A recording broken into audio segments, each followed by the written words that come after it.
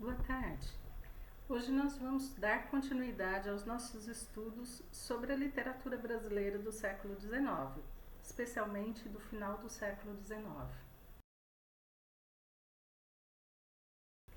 E nós já vimos pelo menos dois autores na prosa bastante importante, eu diria até fundamentais, que foi o Machado de Assis e o Aloysio de Azevedo. Hoje e a partir de agora nós vamos tratar mais especificamente da poesia, especialmente da poesia lírica. E quais foram as questões que vieram, os tipos de poesia lírica que o final do século XIX desenvolveu na literatura brasileira. Teremos pelo menos duas partes dentro desses estudos. A primeira se refere ao parnasianismo brasileiro e a segunda ao simbolismo brasileiro, que foram as duas, digamos, escolas ou estéticas literárias que tiveram mais impacto nos nossos autores. Principalmente as duas que no século XX foram revistas, foram repensadas, e não podemos dizer que os primeiros modernistas as ignoraram. De fato, eles aprenderam a fazer poesia dentro dessas estéticas. Então, parnasianismo e simbolismo. A videoaula 9, essa que nós estamos conversando agora, ela vai tratar mais especificamente do parnasianismo. Vamos lá? Bom, voltando ao século XIX, especialmente a segunda metade desse século, as poéticas, elas são tão variadas e são concomitantes. De fato, os vários estilos conviviam simultaneamente. E nós vamos tratar aqui especialmente do momento que é a segunda metade do século XIX, mais especificamente os anos 70, 1870, até, digamos, 1930, o início do século XX.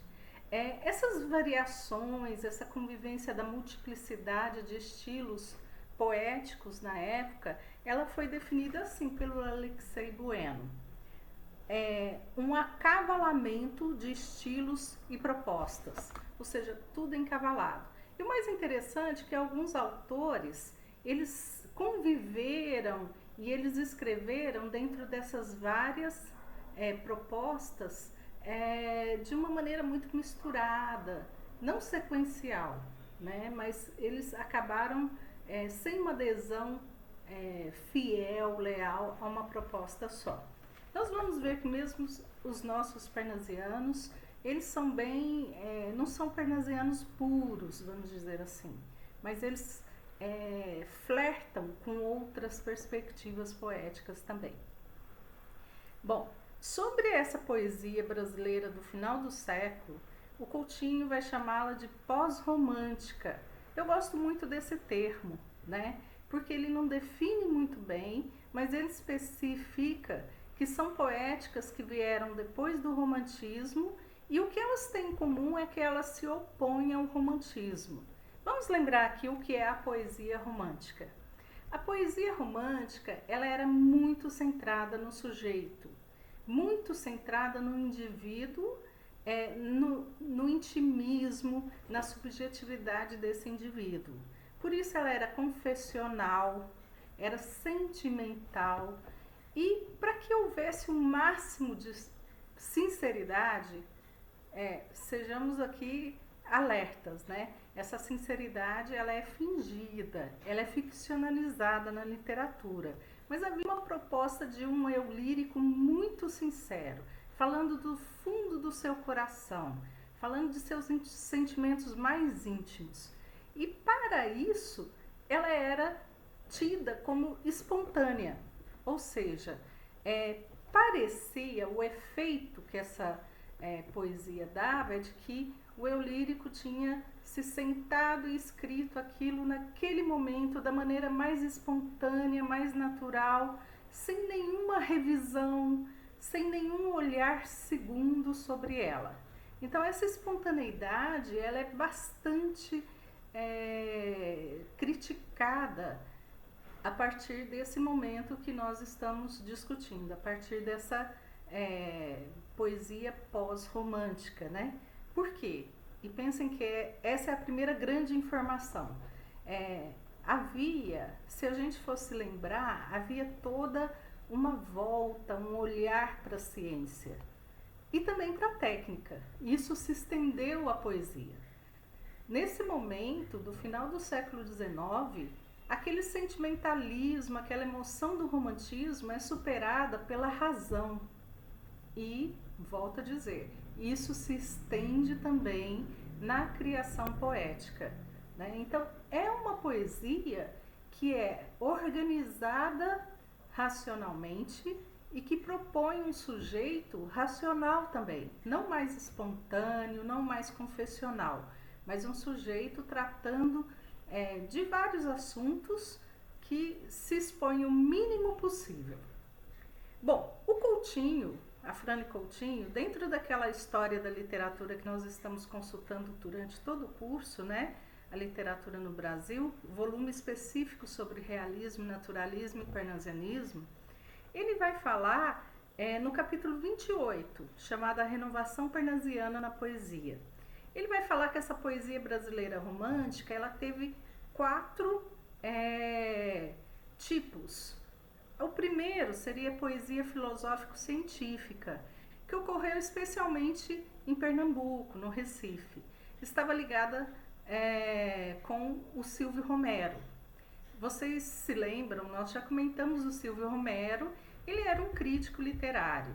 E ele fazia parte de uma escola, vamos dizer assim, um grupo que estudava muito as teorias científicas da época. Determinismo, darwinismo, positivismo. Então, ele tinha essa percepção de que a literatura deveria ser muito científica também. Por isso, a poesia que ele propôs se chama poesia filosófico-científica, né? Então, seria uma poesia que seria paralela, digamos assim, ao naturalismo. Se o naturalismo levou essas teorias para o romance, a poesia filosófico-científica que Silvio Romero propôs, ela levaria essas teorias do final do século XIX para o gênero lírico, né? Silvio Romero foi um dos poetas que escreveram dentro dessa perspectiva, mas ele foi um poeta bastante raso, um poeta com poucas publicações. Ele se destacou bem mais como crítico literário, como historiador da literatura, ou seja, como um pensador. No entanto, nós temos um grande poeta filiado a essa proposta alguns anos depois, eu diria algumas décadas depois, no início do século XX, que é Augusto dos Anjos. Se vocês se lembrarem, Augusto dos Anjos tem uma poesia que usa termos científicos, que fala de teorias científicas. Então, essa é uma tradição da lírica brasileira que realmente não foi infértil, mas que teve bons produtos. Bom, a poesia filosófico-científica de Silvio Romero foi então o primeiro tipo que o Afrânio Coutinho elenca das 4 que ele percebe no final do século XIX, ou seja, de poesias pós-românticas no Brasil. A segunda é a poesia realista, uma poesia que queria tratar da realidade, ou seja, bastante afinada com o movimento realista. Essa poesia realista, o Afrânio Coutinho vai dizer que há 2 tipos, a poesia realista urbana, e ele vai destacar o Carvalho Júnior, o Teófilo Dias, o Afonso Celso e o Celso Magalhães. E também a poesia realista agreste. Essa poesia realista agreste, ela seria o início, a fonte daquele que seria um movimento voltado mais para o lado regional, vai para o interior, a vida rural, né? E ele vai destacar como expoente dessa poesia realista agreste um poeta chamado Gonçalves Crespo. O problema é que o Gonçalves Crespo não é realmente brasileiro, ele é português. E ele é evocado na literatura portuguesa como autor português.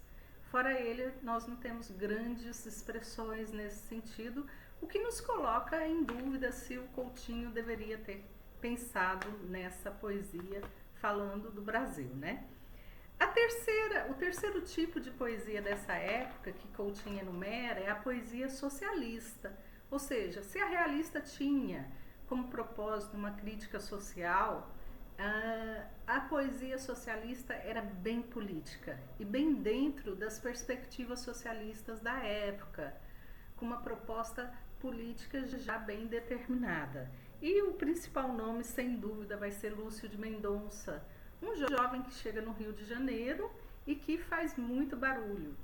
Um jovem que realmente ataca vários autores e que, ironicamente, mais tarde, quando ele amadurece, ele se torna uma pessoa bem tranquila e bem, eu diria assim, tradicional.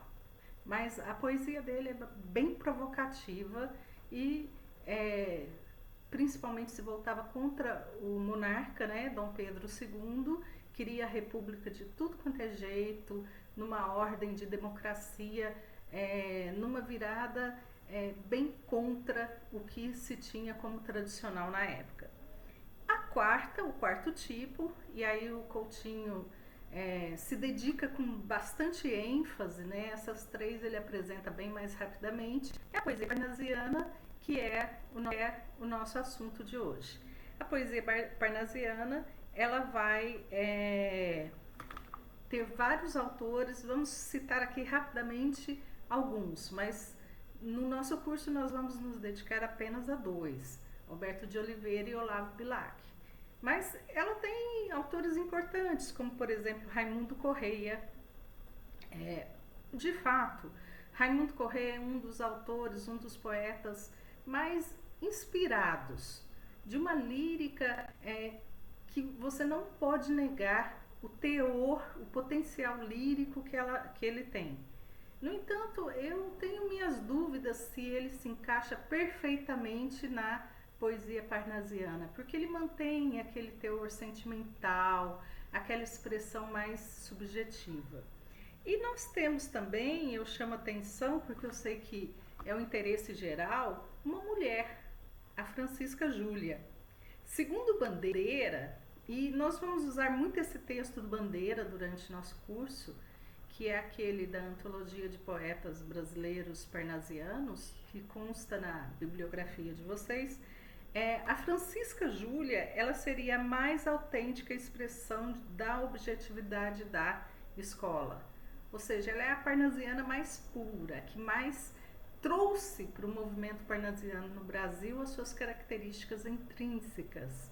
E ela é pouquíssimo estudada, né? Ela raramente é mencionada quando se fala dos poetas parnasianos. Geralmente se fala da tríade parnasiana, que é o Alberto de Oliveira, o Olavo Bilac e o Raimundo Correia. Mas vale a pena prestar atenção um pouquinho mais na Francisca Júlia. E também a gente pode citar o mais novo deles, o que entrou depois, que é o Vicente Carvalho, que é um autor com um teor bastante neorromântico. É muito subjetivo, muito emocional, de poesias belíssimas e com um tema que ele elegeu, que vai fazer herdeiros na literatura brasileira, que é o mar. Ele era de Santos, da Praia de Santos, de São Paulo, então isso vem à tona o tempo todo na poesia dele. Antes da gente trabalhar mais especificamente parnasianismo, eu queria que vocês dessem uma olhada nesse quadrinho que eu fiz na primeira página do roteiro, que se chama Repercussão do Parnasianismo. O texto do Alexei Bueno vai citar alguma coisa, mas é interessante a gente perceber, apesar de serem tão antípodas, apesar de serem tão diversos e até contrários em suas proposições, o quanto os poetas modernos, de alguma forma, devem ao parnasianismo muito do que foi a sua poesia. O Alexei Bueno cita, por exemplo, o Jorge de Lima. Jorge de Lima, um dos grandes poetas do modernismo, um grande versejador. Jorge de Lima tem obras que de um fôlego quanto à natureza do verso, a capacidade que ele tinha de manejar as questões do verso, conhecimento intenso, imenso que ele tinha disso, né? E são obras que chegam a ser comparadas a Camões, como por exemplo de Orfeu, uma das obras mais importantes da lírica brasileira do século XX. Veja que Jorge de Lima, ele tem um livro publicado em 1914, já na entrada do século XX, muito próximo da Semana Moderna, chamado 14 Alexandrinos, né? Então, alexandrinos, como vocês sabem, é um tipo de verso bastante clássico e importante. E a Cecília Meirelles? Cecília Meirelles, que tem uma crítica bem específica, muito marcada pela musicalidade, por uma imagem sensível, sonora, imagística mesmo. Ela tem um livro, Espectros, de 1919, que também mostra o quanto o parnasianismo foi importante como formador dela. Esse livro ela escreveu bem jovem, aliás, ela escreveu 3 livros muito jovem, saindo da escola básica, assim, e depois ela os renegou, né? Esses 3 livros só foram recuperados depois. Atualmente há até alguns estudos a respeito, mas ela renegou esses livros, talvez tenha considerado muito parnasianos, né? De fato, são livros que não têm a mesma tessitura, o mesmo fôlego da obra madura dela, mas são interessantes. E se a gente for pensar num dos maiores e mais importantes poeta brasileiro, Manoel Bandeira. Manoel Bandeira, que tem essa lírica tão espontânea, essa lírica tão fácil de se ouvir, ele se iniciou como poeta parnasiano. Nós vemos nos primeiros livros dele resquícios fortes dessa aprendizagem no parnasianismo. Veja só, também no simbolismo. Mas o próprio simbolismo herdou do parnasianismo ali, conviveu com o parnasianismo, uma certa afeição pela forma, uma certa preocupação extrema em tornar a forma do poeta algo quase que perfeito, algo que chegasse a um nível técnico indiscutível. Então, o que eu quero dizer a vocês é que o modernismo, que foi tão contra o parnasianismo, os poetas modernos de fato aprenderam a fazer poesia com os parnasianos. O parnasianismo é um momento em que a literatura brasileira, a lírica brasileira, ela amadurece totalmente, no sentido de se conhecer, se aprofundar, buscar os ritmos, a métrica, os recursos da língua portuguesa que seriam mais adequados à nossa lírica. Então, apesar dele ser parecer às vezes bastante artificial, a contribuição do parnasianismo para a lírica do século XX e para a lírica brasileira de modo geral é incontestável. Outra questão interessante a respeito do parnasianismo no Brasil é o quanto ele durou. Na França, o parnasianismo durou uns 3 anos. Eu menciono a França porque a grande influência do parnasianismo brasileiro foi o parnasianismo francês, que ocorreu algumas décadas antes da nossa. Mas aqui ele durou 57 anos. Um período muito extenso. E se a gente pensar até hoje, tem-se um senso comum de que o bom poema, o grande poema, é aquele que sabe fazer rima perfeita, é aquele que tem uma métrica perfeita, ou seja, que tenha um excesso de cuidado na forma, né? Isso é herança do parnasianismo. Bom, ele começa em 1870, não que ele comece especificamente, mas que a gente ouve os primeiros sinais, as primeiras ações, especialmente contra a escola romântica, aquela poesia romântica que já prevalecia também há muito tempo, né? Em 1870, Silvio Romero publica numa revista em Recife um artigo chamado A Poesia dos Arpejos Poéticos. Lógico que ele se referia à poesia romântica, né? E aí, esse artigo dizia o seguinte: apresentava pela primeira vez no Brasil, né, a ideia da poesia fundada no criticismo contemporâneo e combatia, com consequência lógica, o romantismo choroso e o indianismo brasileiro. Bom, vocês vejam que era assim que se definia naquele momento a poesia romântica, né? Romantismo choroso, além do que o indianismo brasileiro, que já estava exaustivamente usado. Então havia um cansaço por esse estilo, né? E nessa revista nós temos um primeiro momento de uma crítica contra o romantismo. 1870. Em 1878, no Diário do Rio de Janeiro, houve aquilo que os autores chamam de Batalha do Parnaso, né? É interessante porque o nome acabou vindo daí, né? Mas é preciso entender o seguinte: Parnaso, na época, era tido como sinônimo de poesia, né? Então era um nome bastante corrente. Parnasos, havia muito Parnasos, livros chamados Parnasos, que eram antologias, coletâneas de poesia, né? Então, nesse momento, em 1878, ainda não havia o uso da palavra parnasianismo, Parnaso, como a gente conhece hoje. 1878 também, ou 79, os autores não são bem certos a respeito dessa data, o Alberto de Oliveira publica, lembrando aqui, Alberto de Oliveira foi um dos grandes poetas parnasianos, né? É um livro chamado Canções Românticas, olha o nome, tanto pela canção, que é uma forma que o romantismo abraçou com muita força, como o próprio nome romântico, né? Então ele se inicia, Alberto de Oliveira, aquele que seria o grande chefe da escola parnasiana brasileira, se inicia com um livro romântico, mas com toques parnasianos. Esse livro ele recebeu uma crítica muito áspera de Machado de Assis.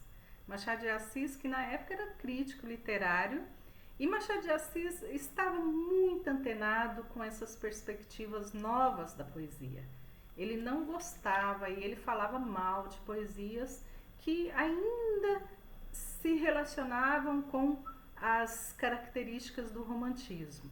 Então, Machado de Assis, nessa época, publica a respeito desse livro de Alberto de Oliveira uma crítica muito negativa, né? Quando Alberto de Oliveira, mais tarde, escreve o livro Meridianos, que vai ser o primeiro livro parnasiano dele, Machado de Assis diz o seguinte: que bom, ele ouviu o meu conselho e mudou, porque esse sim é um livro bom. Fica aí, né? A briga entre eles. Esse termo parnasiano chegou então, começou a ser usado na década de 80, né? Então, ele era, até então, essa poesia, ela era chamada de realista ou se falava naquilo, entre aspas, né, ideia nova.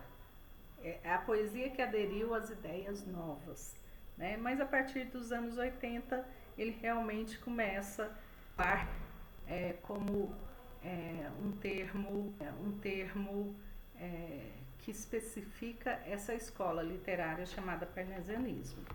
De 82 a 88, nós temos as grandes obras do parnasianismo.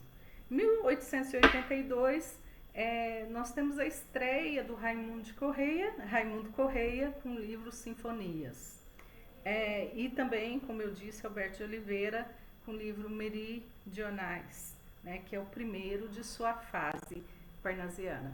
Veja só, se a gente pensar que o primeiro livro dentro dessa perspectiva parnasiana de Alberto de Oliveira em 1884, ele vai se estender publicando bastante de maneira corrente até 1927. Então essa sua fase vai se estender por esse período todo, né? Em 1888 nós temos aquela que seria a grande consolidação da escola parnasianista, que é o livro de Olavo Bilac chamado Poesias. É Olavo Bilac quem vai ser o grande poeta da escola parnasianista. Olavo Bilac era o homem de letras. Ele tinha todas as características do homem de letras da época. Primeiro, ele era um escritor profissional. Ele escrevia para jornais, escrevia poemas, críticas, contos, textos de tudo quanto é tipo e com muita qualidade, né? E escrevia para viver, né? Ele ganhava dinheiro para isso. Então essa profissionalização do poeta vai ocorrer também nessa época. O poeta não vai viver só de poesia, né? Ele tem que ter uma profissão. E o jornalismo era uma das que mais favorecia a escrita literária. Além disso, o Olavo Bilac, além de grande poeta, um poeta inegavelmente de qualidade, ele também foi uma pessoa que influenciou muito os seus. Ele era um crítico literário rigoroso e todos queriam a aprovação dele. Então ele é autor de vários prefácios, discursos, e muito polêmicos às vezes. Na sua velhice, mais maduro, ele se torna uma pessoa mais tradicional também, e aí vai entrar num movimento de nacionalismo, inclusive devendo-se a ele muitas das questões nacionalistas da época. Olha que interessante, se Olavo Bilac consolida o parnasianismo em 88, apenas alguns anos depois, né, Cruz e Souza publica Broquéis, que é a primeira obra do simbolismo. O que eu queria que vocês percebessem é que são bem simultâneos. Simbolismo e parnasianismo aqui no Brasil viveram na mesma época, mas o simbolismo, que tinha autores menos ligados às teorias científicas da época, mais espiritualistas e mais também boêmios de fato, que não aderiram bem àquela realidade daquele momento, ele ficou bem em segundo plano, apesar de ter expressões geniais. É só no século XX que os simbolistas brasileiros começaram a ser estudados e a serem resgatados, especialmente pelas críticas não brasileiras, né? Isso nós veremos mais com cuidado e detalhe nas próximas aulas, tá? Uma data interessante aqui é 1922, porque, como eu disse, os modernos, em 1922 é a data da Semana da Arte Moderna, né? Aquele momento específico em que o modernismo se tornou oficial no Brasil, apesar de expressões que vinham na década de 10 já, né? Mas é em 1922, na Semana da Arte Moderna, que as vanguardas europeias, que faziam parte de uma proposta que a gente chama de moderna, né? Modernista, vão se tornar oficiais no Brasil, né? E a gente precisa se lembrar que na Semana da Arte Moderna, um poema de Manuel Bandeira, Os Sapos, ele era direcionado totalmente aos parnasianistas, que ainda naquela época tinham muito poder, tinham muito prestígio, né? Então, o modernismo começou no Brasil, oficialmente, atacando de maneira bem veemente o parnasianismo. Eu trouxe para vocês esse poema Os Sapos, para a gente ler e discutir um pouquinho. E eu, com um pequeno detalhe, o Manuel Bandeira não quis participar da Semana da Arte Moderna. Ele se manteve no Rio de Janeiro, mas autorizou o Ronald de Carvalho de ler, né, o livro, o poema dele na segunda noite da Semana da Arte Moderna. E essa leitura foi muito caótica. O público, indignadíssimo, começou a vaiar e a fazer barulhos de sapo, coachar Então, jogaram um ovo, foi uma leitura caótica, provocativa, mas era justamente o que os modernos queriam, né? A ideia era descentralizar o tradicional para uma proposta nova e diferente. Vamos ler os sapos? Mas antes eu só quero chamar a atenção uma questão formal aqui do poema, né? Os Sapos é um poema com 14 estrofes. Veja que 14 já é um número simbólico, porque o parnasiano, o alexandrino, o verso alexandrino é aquele verso de 12 sílabas, mas esse é o alexandrino moderno. O alexandrino clássico, 14 sílabas. Então 14 é um número importante para os parnasianos, porque o tipo de verso que eles mais gostavam era o verso alexandrino. Já vem a provocação aí. A métrica também é interessante, porque vocês podem contar aí, todo o poema é feito em redondilha menor, ou seja, em 5 sílabas poéticas. Veja comigo, em, fu, nan, dos, pá, não conta a última, né? Vai só até a tônica. Sa, em, da, pe, num, aos pulos, os, sa. A luz, os, deslum. Veja, tudo 5, tudo redondilha menor. E era outra coisa que os parnasianos detestavam, né? Eles detestavam versos com métrica ímpar, especialmente a métrica 5, que é a redondilha menor, e a 7, que é a redondilha maior. Por quê? Porque são as métricas preferidas do romantismo. A redondilha, ela é um tipo de métrica que vem da tradição medieval do poema, e ela é extremamente sonora. Ela é a melhor para se usar numa canção. Ela ajuda na memória, ela é muito sentimental. Sabe aqueles versos que não saem da cabeça da gente? Vocês podem perceber que elas são redondilhas, né? Então, os parnasianos detestavam isso. Eles queriam um verso difícil, um verso racional. Eles não queriam um verso para a memória ou para o sentimento. Eles queriam para o intelecto. Então, o Manuel Bandeira é extremamente provocativo já no início, quando escolhe fazer 14 quadras. Veja que a quadra, né, era também um tipo de estrofe detestada pelos parnasianos, com redondilhas menor, tá? Vou ler e ir discutindo, tá bom? Enfunando os papos, saem da penumbra, aos pulos os sapos, a luz os deslumbra. Veja que então esses sapos, que obviamente são os parnasianos, estão na penumbra, ou seja, estão no escuro, e a luz os deslumbra. Isso significa que eles não estão à luz, que eles não são pessoas iluminadas, né? Em ronco que a terra, berra o sapo boi.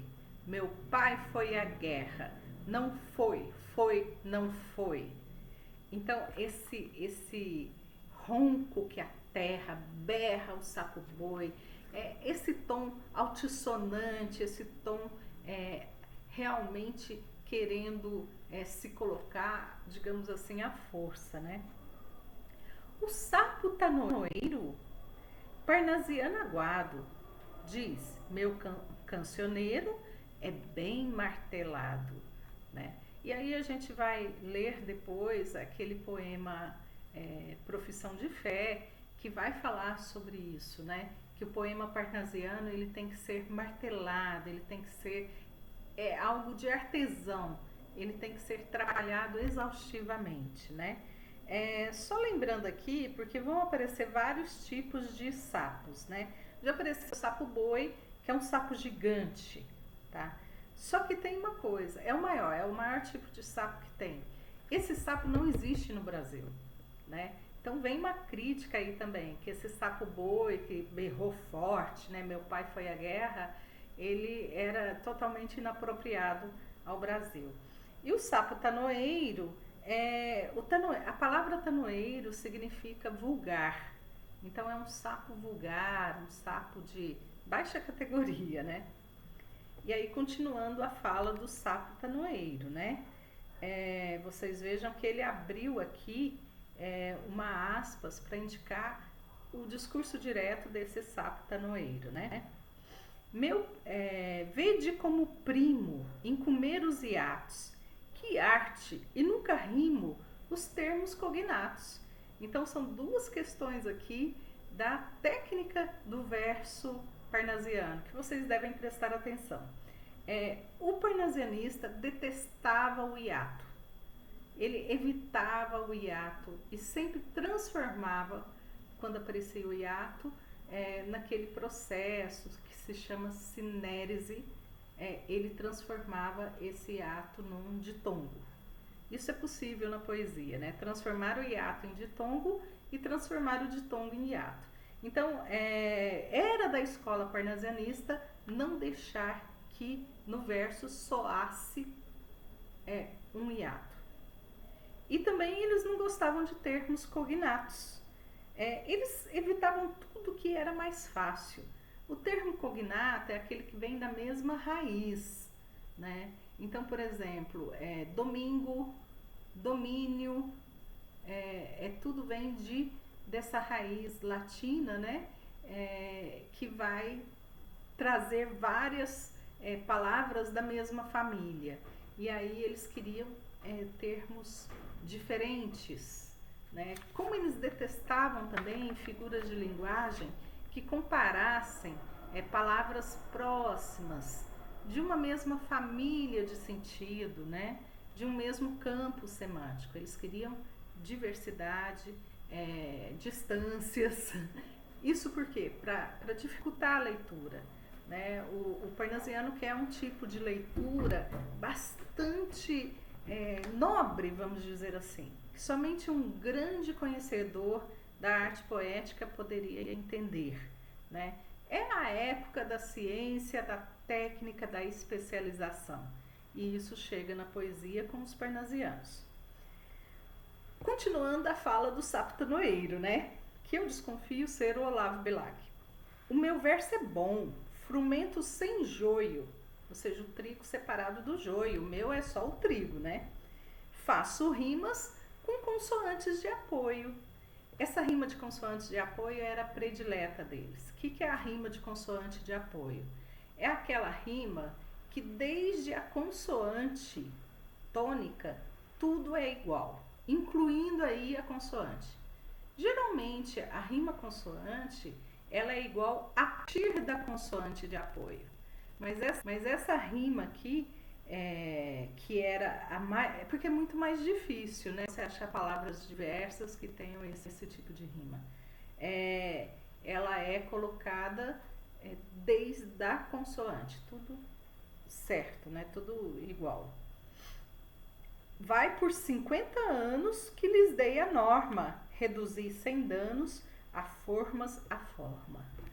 Sem dúvida que ele fala do Alberto de Oliveira, né, que já fazia 50 anos, mais de 50 anos que escrevia poesia parnasiana, que era evocado como o príncipe dos poetas no Brasil, tinha um prestígio enorme, né?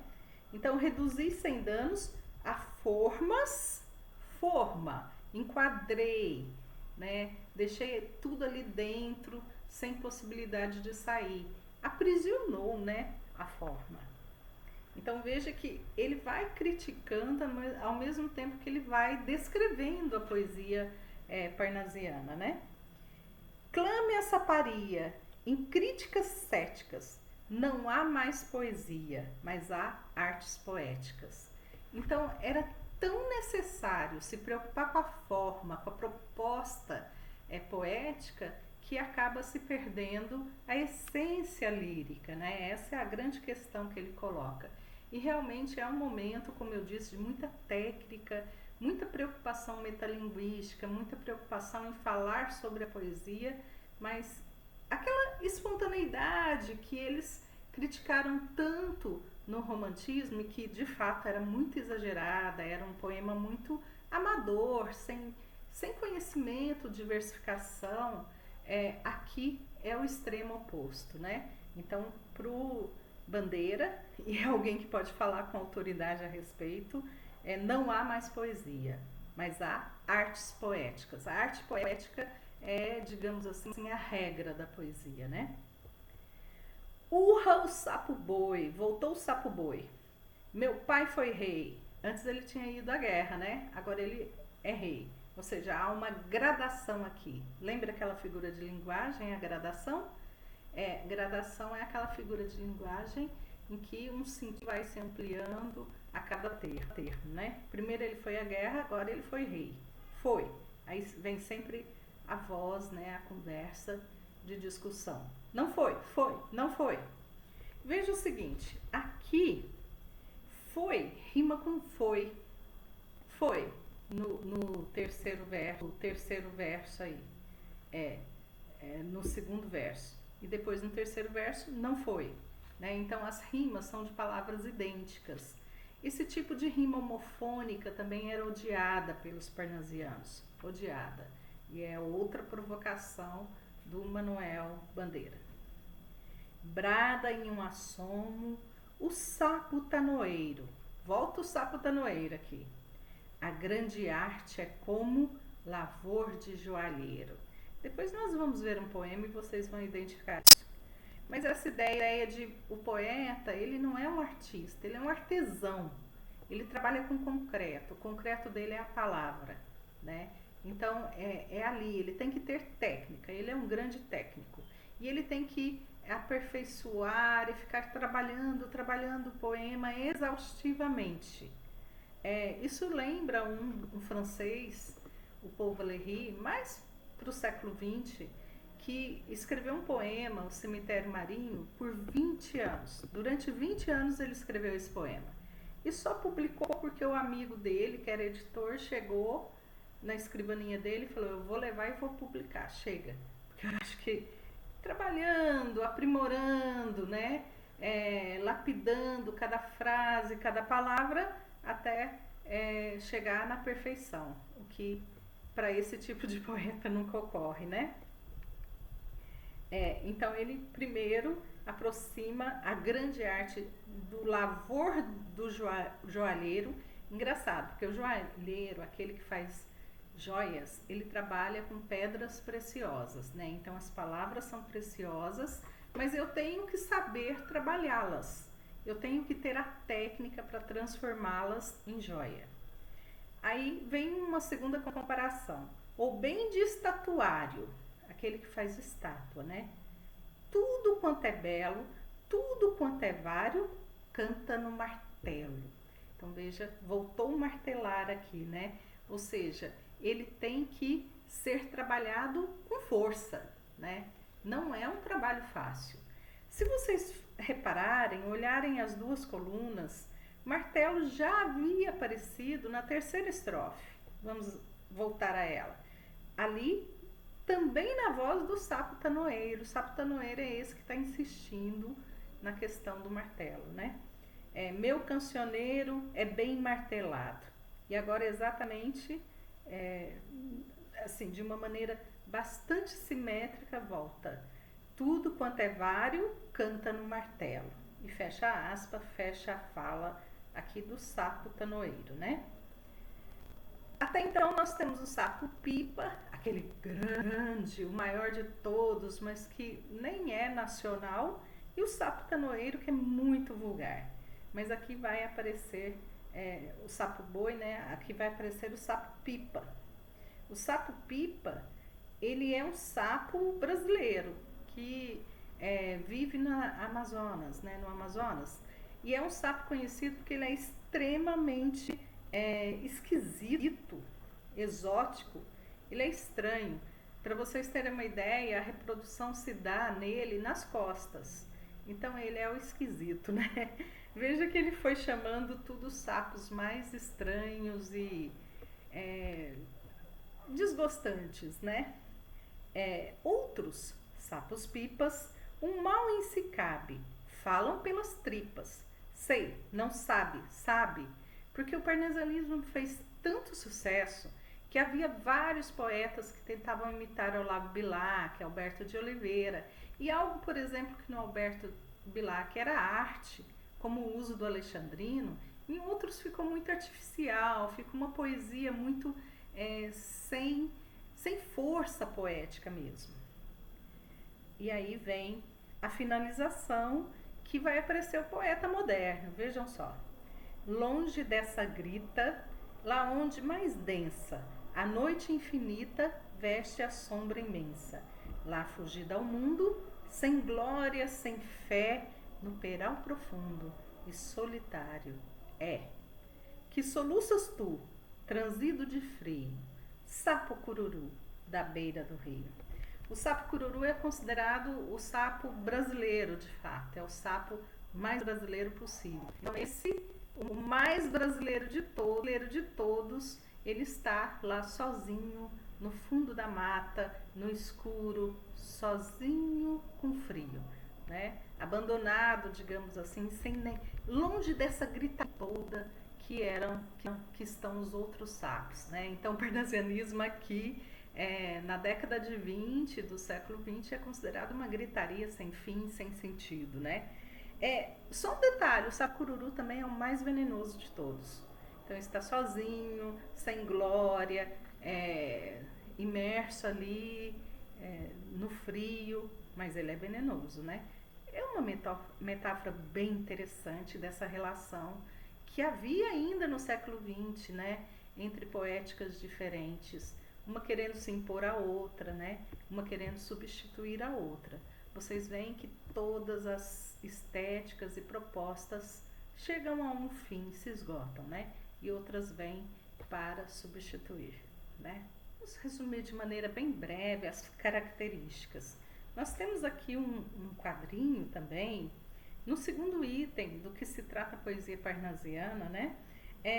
Em que eu tento trazer de maneira rápida essas características da poesia parnasiana para que vocês vejam os poemas que vocês irão analisar. Primeiro, como eu disse, né, sempre a grande característica é uma exaustão do romantismo. Ninguém mais aguentava o sentimentalismo, a espontaneidade, a pouca preocupação com a forma que o romantismo tinha, né? Então, ninguém quer aquele patetismo. Patetismo vem de patético. Patético é uma palavra que no grego significa patos. O que é o patos? É uma dor profunda, uma dor imensa, trágica, né? Então, isso é a poesia romântica, né? Aquela poesia da dor. Essa expressão máxima da subjetividade do romantismo, eles não queriam. A espontaneidade do verso, não, queriam versos bem planejados, ou como diz o poema que nós lemos, versos martelados, né, trabalhados artesanalmente. E também eles não queriam a lírica confessional, né? Então, prestem atenção no eu lírico do poema parnasiano. Você tem poucas informações sobre ele. O eu pouco aparece. O assunto se desloca do eu para um objeto, para uma outra coisa exterior ao eu, né? Então, é um poema que evita falar da intimidade do eu, o que é bastante contra o romantismo, né? Então, nós temos uma poesia agora que não é mais uma poesia inspirada. O poeta romântico se achava inspirado pelo Deus. É uma poesia técnica. Você não precisa nascer poeta, você tem que aprender a técnica do verso, da versificação, né? Você tem que estudar poesia. E olha só, Olavo Bilac escreveu até um tratado de versificação, né, que foi a escola de vários poetas modernos. Manuel Bandeira mais tarde também vai escrever sobre a versificação, né, e você vê muita referência, muito paralelo com esse tratado de versificação do Olavo Bilac, né? Então, é uma reação pelo extremo culto da forma. A forma, os recursos formais, ou seja, a organização das palavras, a escolha do vocabulário, as figuras, os recursos rítmicos, métrica, o acento tônico, né, a tônica, em que lugar vai aparecer, né, ou seja, a prosódia em geral, rimas, tudo isso era o mais importante na poesia, mais importante que inclusive o assunto, né? Então é aquele momento que a gente vai chamar de arte pela arte.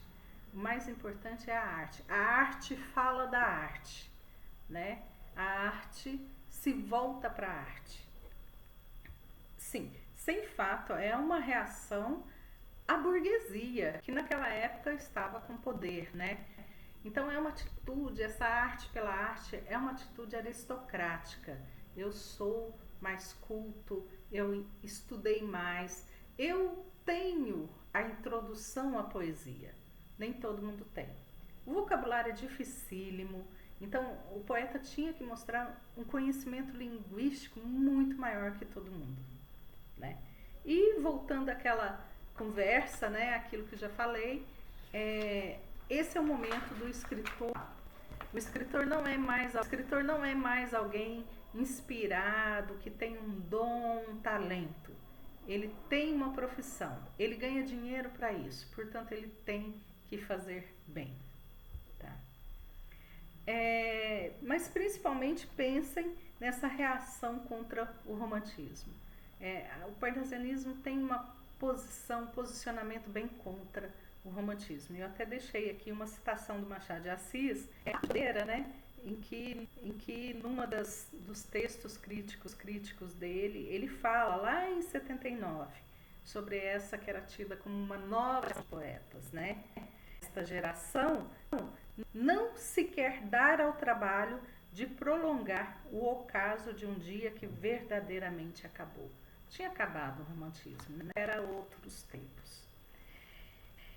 E eu queria também ler aqui, é bastante extenso, mas vale a pena a gente ler, né? Porque essa citação aqui sobre o poema parnasiano, feita pelo Bandeira, ela é bastante poema parnasiano. Então, antes de analisar que lhes cabe, deem uma olhada nessa citação, tá? Como caracterizar a poesia dos nossos parnasianos? Será fácil discerni-la nos poemas escritos em alexandrinos. Como eu disse, o alexandrino, o verso de 12, que algumas vezes são 14 versos, era o típico verso parnasiano. Mas nos metros tradicionais na língua portuguesa e sobretudo nos decassílabos, o que separa um parnasiano de um romântico aproxima-o dos clássicos, porque o romantismo também usou o decassílabo, mas o parnasiano usa de uma forma muito mais clássica, né? Aliás, o parnasianismo, com esse aristocratismo, essa vontade de mostrar um conhecimento na área da poesia, ele se aproxima muito dos clássicos. E ele traz para a poesia até referências da literatura clássica, da mitologia greco-latina, de autores clássicos. Então isso vai ser um dos temas também, um dos motivos da poesia parnasiana. Quanto ao fundo, mesma diferença dos parnasianos em relação aos clássicos está na ausência não do sentimentalismo. Que sentimentalismo, entendido como afetação do sentimento, também existiu nos parnasianos, mas de uma certa meiguice dengosa e chorosa, bem brasileira, aliás, e tão indiscretamente sensível no lirismo amoroso dos românticos. Eu gosto muito dessa definição. Olha só como ele define o sentimentalismo romântico, meiguice dengosa e chorona, que ele ainda acrescenta, é bem brasileira, né? Esse tom desapareceu completamente nos parnasianos, cedendo lugar a uma concepção mais realista das relações entre os dois sexos. O lirismo amoroso dos parnasianos foi de resto condicionado pelas transformações sociais. Vejam o impacto do realismo nessa poesia, né? Com a extinção da escravidão, acabou-se também em breve o tipo da sinhá, que era a musa inspiradora do lirismo romântico. E a moça brasileira foi perdendo rapidamente as características adquiridas em 3 séculos e meio de civilização patriarcal. Nas imagens também, os parnasianos se impuseram uma rígida disciplina de sobriedade, de contiguidade. Então, o parnasiano vai preferir muitas vezes a metonímia do que a metáfora. Vocês se lembram que a poesia romântica era muito imagética, com muitas metáforas, especialmente metáforas grandiosas, uma adjetivação imensa, né? E muito exacerbada e exagerada, né? O versus parnasiano, que se volta mais para a forma, ele é bem sóbrio nesse sentido. Repugnava-lhes a aproximação de termos muito distantes, assim como toda expressão de sentido vago. Eles querem algo bem definido, bem objetivo. Elementos que encontramos na poesia de Luiz Delfim e B. Lopes, os quais, a despeito da sua métrica parnasiana, escandalizavam bastante o gosto um pouco estreito de Alberto de Oliveira, Raimundo Correia, Olavo Bilac e seus discípulos e epígonos. Doutrinaram e praticaram os parnasianos o ideal da clareza sintática, de conformismo às gramáticas portuguesas. A gramática tinha que ser impecável, né? A sua métrica, jamais infiel à sinalefa, nunca disseram a água, o ar, contando o artigo como sílaba métrica, a exemplo de Camões, que desse ato tirou muitas vezes grandes efeitos. Mas não, a sinalefa é todo processo que junta um fonema com o outro, né? Então, ao invés de falar a água, vira um ditongo, né? O ar, né? Tudo junto. Aí ele cita que Camões fazia disso um hiato e tinha um bom efeito, mas eles detestavam, como eu disse, o hiato, né? E praticando quase sistematicamente a sinérese, que é outro processo de juntar, né, uma sílaba com a outra, ganhou em firmeza, perdeu fluidez. Foi esse processo que deu à poesia parnasiana aquele caráter escultural, ou seja, duro, né, de escultura. Nesse ponto, pode-se dizer que Raimundo Correia e Vicente Carvalho foram mais artistas do que Alberto de Oliveira e Bilac, porque Raimundo Correia e Vicente Carvalho, eles eram muito mais livres, né, e muito mais emocionais, e o Alberto de Oliveira e o Bilac sempre muito rígidos em questão formal, né? A métrica daqueles, com ser igualmente precisa, é muito mais rica e sutil, muito mais musical do que a destes. Usaram ambos do hiato inferior com fino gosto. Não se deve, porém, fazer carga aos mestres parnasianos de certos defeitos que apareceram mais tarde nos discípulos e acarretaram o descrédito da escola, em especial a rima rara. E aí ele vai falar dos subparnasianos, esses que imitavam os parnasianos, tentando escrever dessa forma rígida, dessa forma bastante exigente, mas que não tinham o talento dos outros, né? Digo, Alberto de Oliveira e Olavo Bilac. E aí ele fala das rimas usadas. Bom, tem um quadrinho aqui que eu tentei resumir também essas características mais da versificação do poema parnasiano. A Pítio, ela vai falar dessas diversidades das expressões que seguem, em geral, um modelo português e desse descritivismo impassível. Como eu disse, o poeta parnasiano, ele evitava se colocar no poema. O eu lírico é bastante distante. Então, ele vai descrever algo, um objeto, qualquer outra coisa de maneira bastante distanciada. Esse descritivismo impassível. E o Melchior, que é bastante irritado com a poesia parnasiana, chega a dizer que é um momento muito ruim da nossa literatura, ele vai atentar para um exibicionismo verbal. E realmente, né, são tantos os recursos verbais, são tantos os recursos formais, que parece que há um exibicionismo, né? O poema parnasiano, ele é difícil de ser lido, e ele é um poema que fala pouco aos nossos sentimentos. ele realmente fala mais ao nosso intelecto, né? Se você entende diversificação, eles são bastante admiráveis. Mas se você quer ler um poema para sentir algo que geralmente a poesia evoca pelo ritmo, pelas imagens, pela emoção contida, o poema parnasiano não é esse o modelo que você precisa ler. Vejamos então esse quadro grande, né? Que eu intitulei o verso parnasiano, tá? Adota-se o sistema de contagem de sílaba de Castilho. O que é isso? Antes de um livro de um português chamado Antônio Castilho, que era um livro, um tratado de versificação, contava-se a sílaba poética até a última sílaba, independente se ela era tônica ou não. Então, muitos decassílabos, de fato, dentro desse sistema de contagem métrica, eles são de 11 sílabas. Depois desse livro, Tratado de Versificação do Castilho, que foi publicado em Portugal, mas logo que chegou no Brasil, ele foi adotado sistematicamente pelo Machado de Assis, que vocês se lembram, era poeta, mas também era crítico literário. E foi Machado de Assis quem propagou esse novo sistema, que se conta até hoje, né, até a última sílaba tônica, desprezando todas as outras sílabas que vêm depois. Então, o parnasiano, ele vai seguir essa regra que foi propagada por Machado de Assis e que veio de Castilho, e o poema dele vai seguir essa métrica até a última tônica, tá?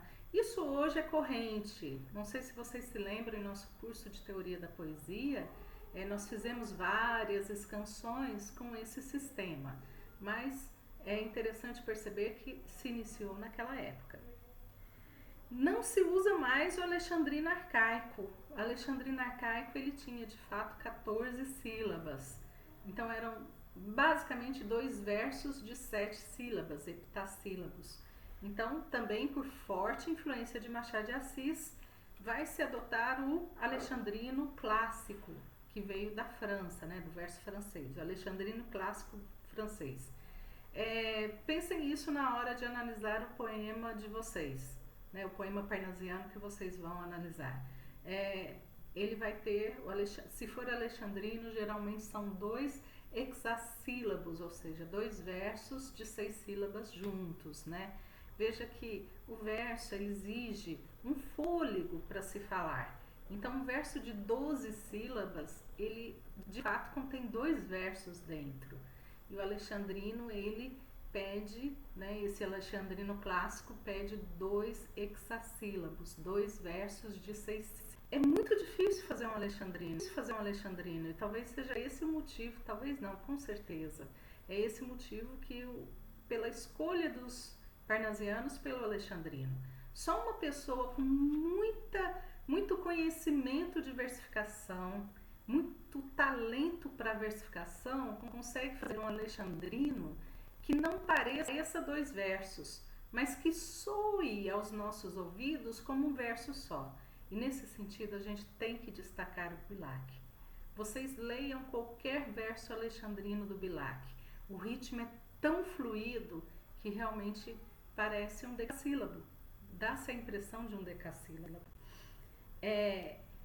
Eles totalmente desprezavam o decassílabo sáfico. Vamos lembrar aqui, há 2 tipos de decassílabos clássicos. O heróico, que tem o acento tônico, a cisão nas sílabas 6 e 10. E o sáfico, que veio do poeta Safo, né? E que tem nas sílabas 4, 8 e 10.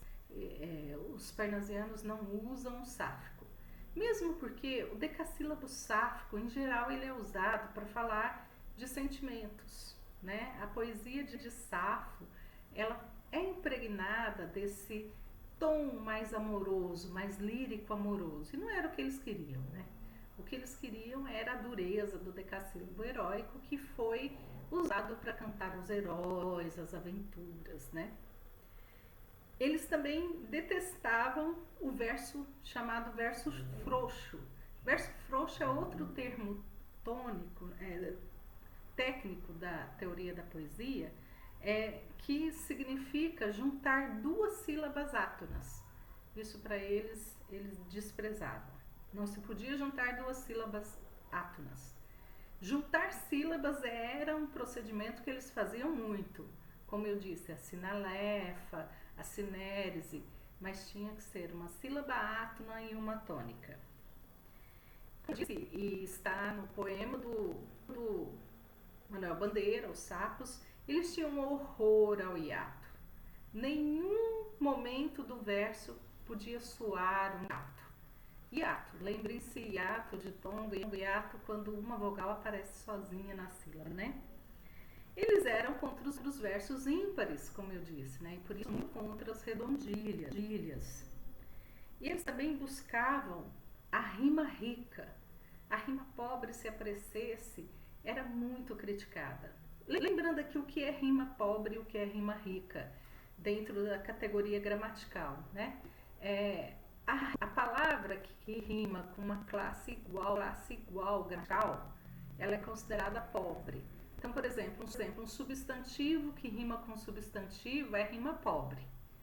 Um adjetivo que rima com adjetivo é pobre. Mas um substantivo que rima com adjetivo é rima rica. Um adjetivo que rima com verbo é rima rica. Então, para ser considerado uma rima rica, de fato, precisa ser mais trabalhada, né? É mais difícil de ser feita, tem que ser duas categorias gramaticais diferentes. Como eu disse, o uso da rima com consoante de apoio, que também está no poema do Bandeira, né? Evitar a rima homofônica e também o verso branco, porque o romântico começou a fazer poemas com versos brancos, ou seja, em alguns momentos aparecia um verso ou dois que não tinham rima, né? O verso branco é o verso sem rima, mas aqui volta-se, né? O romântico tinha muito mais liberdade de expressão. Aqui a forma é evocada, como eu disse, de maneira técnica, e era preciso trabalhar bastante essa forma.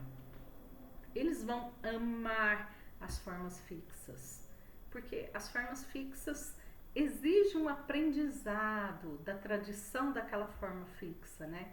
E voltando, falando uma vez mais, eles tinham que estudar a versificação. Eu quero que vocês prestem atenção no hipérbato. O que é o hipérbato? É uma inversão das questões gramaticais da frase, tão brusca que às vezes a gente até fica com um sentido obliterado. Você olha e fala, meu Deus, deixa eu reconstruir essa frase para eu entender, né? Realmente o hipérbato vai aparecer muito, e aparece demais no Alberto de Oliveira. O Alberto de Oliveira adora torcer as frases, colocar o primeiro termo no meio, o último no começo. É bastante complicado reorganizar a frase do Alberto de Oliveira. O Mário de Andrade, ele tem uma carta que ele fala, que verso difícil, né? E realmente o hipérbato é uma característica que eles procuram. Eles procuram acionar no leitor os conhecimentos de língua e de versificação, né? Um vocabulário rebuscado, né? Como eu disse, um vocabulário com palavras bastante desconhecidas, pouco usadas, fugindo daquela coloquialidade do verso romântico, né? E vai aparecer as personagens, figuras greco-romanas, né, da mitologia clássica, da literatura clássica, evocar até conteúdos da literatura clássica, porque dentro desse aristocratismo eles voltam para esse período, né? Se o romântico voltou para a Idade Média, o parnasiano volta para a Idade Clássica. Pessoal, agora para encerrar essa nossa exposição, nós falamos bastante, de maneira ampla, apressada inclusive, é preciso que vocês leiam os textos, né, sobre as características do parnasianismo, do verso parnasiano especificamente. Ler um texto parnasiano é ter que obrigatoriamente discutir a forma, né? Mas para encerrar, eu queria ler um dos textos mais famosos do parnasianismo brasileiro, que é o texto Profissão de Fé, do Olavo Bilac. É uma arte poética, é um poema metalinguístico, em que ele tenta, através da poesia, discutir a poesia. Vocês vão ver que ele tenta aqui falar sobre a missão do poeta, o que é preciso para que um poeta seja um grande poeta parnasiano, né? Pensem nesse nome, Profissão de Fé, né? Na apostila, vocês viram que tem uma outra profissão de fé. Era da época fazer esses versos em que se colocava as teorias, as propostas de uma estética através da poesia. E se chamava profissão de fé, que é um credo religioso. Então, essas leis da poesia eram de fato um credo para aqueles poetas, né? Lembrem-se que o final do século XIX, a grande religião é a ciência, e aqui no caso a ciência da poesia. Então, peguem primeiro a profissão de fé, que nós temos ali um pouquinho anterior na nossa apostila, tá? Peguem esse poema. Encontraram? É ali perto do que se trata a poesia parnasiana. Esse poema é do Magalhães Júnior, e vocês vão ver que é uma profissão de fé contra o romantismo. É um soneto, ou seja, uma forma clássica, uma forma já parnasiana, né? Uma forma já dentro das leis parnasianas. Aqui vocês vão ver que tem um certo... É uma crítica tão feroz ao romantismo que chega a ser engraçada. Odeio as virgens pálidas, cloróticas, ou seja, muito brancas, né? Beleza de missal que o romantismo hidrófobo apregoava em peças góticas, escritas nos acessos de histerismo. Sofismas de mulher, ilusões óticas, raquíticos abortos do lirismo. Sonhos de carne, compleições exóticas, desfazem-se perante o realismo. Não servem-me esses vagos ideais, da fina transparência dos cristais, almas de santa e corpo de alfenim. Prefiro a exuberância dos contornos, as belezas da forma, seus adornos, a saúde, a matéria, a vida, enfim. Então, aquela mulher idealizada, aquela mulher muito magra, muito branca, muito quase descarnada, né? Ela não é mais o ideal da poesia, né? Ele quer a mulher sensual, a mulher de carne, a mulher real. Isso nós temos aí nessa época. Agora, a profissão de fé do Olavo Bilac, vocês vão ver que já não se volta mais tanto para o romantismo, contra o romantismo, mas propõe uma estética parnasiana mesmo. Vamos ler? Não quero o Zeus capitolino, Hercule belo, talhar no mármore divino com martelo.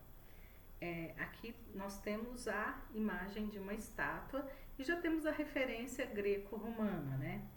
Que outro, não eu, a pedra corte, para brutal erguer de Atene o altivo porte descomunal. Então é ele quem quer fazer esse trabalho artesanal de cortar a pedra e transformar aquela pedra bruta numa obra de arte, né? Esse seria o trabalho do poeta.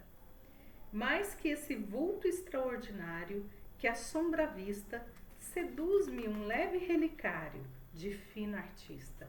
Vocês viram que no começo ele falou que não queria aquela estátua grande, bruta. Ele quer algo fino, delicado. Pegar a pedra bruta, a palavra, né? E transformar em algo bem delicado e que exige extremo trabalho, né? Invejo ourives quando escrevo, imito o amor com que ele, em ouro, o alto relevo faz de uma flor. Né? O ourives é esse, que pega uma pedra bruta e transforma em coisas muito delicadas, mas muito preciosas. Imito-o, e Pois nem de Carrara a pedra firo, o alvo cristal a pedra rara, o ônix prefiro. Eu não quero mármore, eu quero a pedra preciosa. Por isso, corre por servir-me, sobre o papel a pena, o cinzel, sempre relacionando a essa coisa preciosa, a escrita. Corre, desenha, enfeita a imagem, a ideia veste, cinge-lhe ao corpo a ampla roupagem, azul celeste. Torce, aprimora, alteia, lima a frase.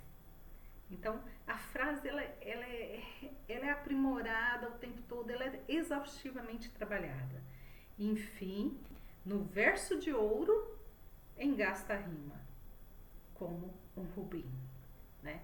Então, é interessante essa parte, no verso de ouro, né? Porque é dessa fase também um costume de se colocar no soneto a chave de ouro, que era o verso final que finalizava tudo, concluía com um verso muito enfático, de um efeito muito grande, né? Então a rima ela vem para coroar todo esse trabalho precioso que o escritor faz com a palavra. Quero que a estrofe cristalina, dobrada ao jeito do ourives, saia da oficina, a estrofe tem que sair perfeita. E que o lavor do verso, acaso, por tão sutil, possa o lavor lembrar de um vaso de becerril. E horas sem ponto passo mudo, o olhar atento, a trabalhar, longe de tudo o pensamento. É um trabalho que se fica várias horas, um tempo, para se chegar à perfeição, né? Porque o escrever, tanta perícia, tanta requer, que ofício tal nem a notícia de outro qualquer. Olha como é pensado a escrita literária, um ofício, um trabalho mesmo, uma profissão, né? Assim procedo, minha pena segue esta norma. Por ti servir, deusa serena, serena forma. Vejam aí que ele vai colocar deusa em maiúsculo e também forma, né? Então a forma é sua deusa, né? É a deusa a quem ele serve. Deusa, a onda vil que se avoluma de um torvo mar, deixa crescer e o lodo e a espuma deixa rolar. Blasfemo, em grita surdo e horrendo, ímpeto, o bando, venha dos bárbaros crescendo, vociferando. Deixa-o, que venha e o Ivano passe, bando feroz, não se te mude a cor da face e o tom da voz. Então a forma continua serena, superior a qualquer ataque que lhe venha daqueles que são bárbaros, ferozes, incivilizados, né? A forma é o que se deve dominar. Olha-o somente armada e pronta, radiante e bela, e ao braço o escudo, a raiva afronta dessa procela. Este que à frente vem, e o todo possui minaz de um vândalo ou de um visigodo, cruel e audaz. Este que entre os mais o vulto ferrenha alteia, e um jato expele o amargo insulto que te enlameia. E ela vai brigando, né, com esses bárbaros, todos invasores, mais incivilizados. E é em vão que as forças cansa, e a luta se atira, e é em vão que brande no ar a massa bruta, a bruta mão.